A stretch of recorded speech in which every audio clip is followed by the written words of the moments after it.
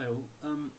Just as an extension of one of the things we've been talking about during the unit this year has been this distinction between form and content, between, that is to say, what a text is saying and how a text is saying what it's saying. As many of you know, I focus quite a lot on how texts are saying what they're saying. So we think about style, we think about tone, we think about the types of language and phraseology that writers use in order to achieve the effects that they achieve. I was recently reading I've been reading about the biography of Angela Carter, The Invention of Angela Carter by Edmund Gordon, which has just recently been published by Chatto and Windus. Now, as you know, this year we'll be looking at The Passion of New Eve by Angela Carter, a brilliant novel from 1977, which is exploring sexuality, androgyny, in a kind of science fiction type of vein.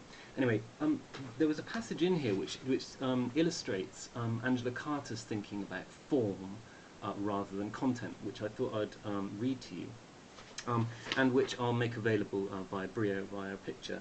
This is what Gordon writes, and then goes into a quotation. She, being Angela Carter, approached writing the novel, and he's talking about the novel Love from 1976.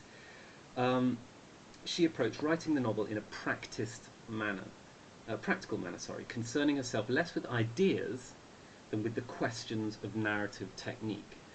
A lot of Love is an exercise in style, she told an interviewer in 1976, and then she tells the interviewer this long passage. I might be bothered about, like, the nature of alienation and so on, but these aren't really the problems that my work presents to me. They are how to get A out of a room so that B can come into it without them meeting. They're constructional problems, grammatical problems, problems connected with imagery, where you can overload something so much that it becomes meaningless, problems of tautness, of tension.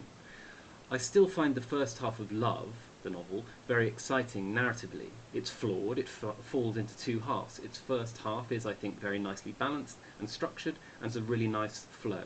And then there's the problem of how to finish it, and the narrative does change gear.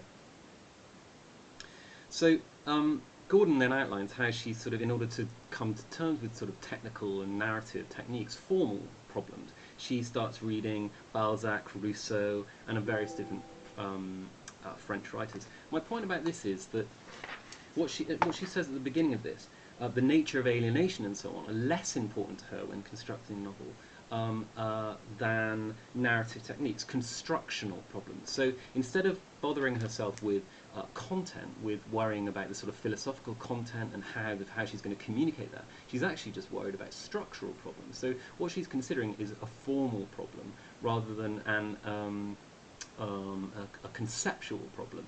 And of course, but of course, when we read the novel, we do access the conceptual problems. But I just thought I'd show you how a writer like Angela Carter was really sometimes considering just formal problems, which then allowed other problems to come into play. But in those circumstances, she's thinking formally rather than conceptually. So anyway, I thought I'd make that distinction and just to show you how writers do think about form instead of content quite a lot of the time, and how there is this separation, and that writers do explore this separation. So I hope that helps. Anyway, we can clarify that when I next see you. Thank you.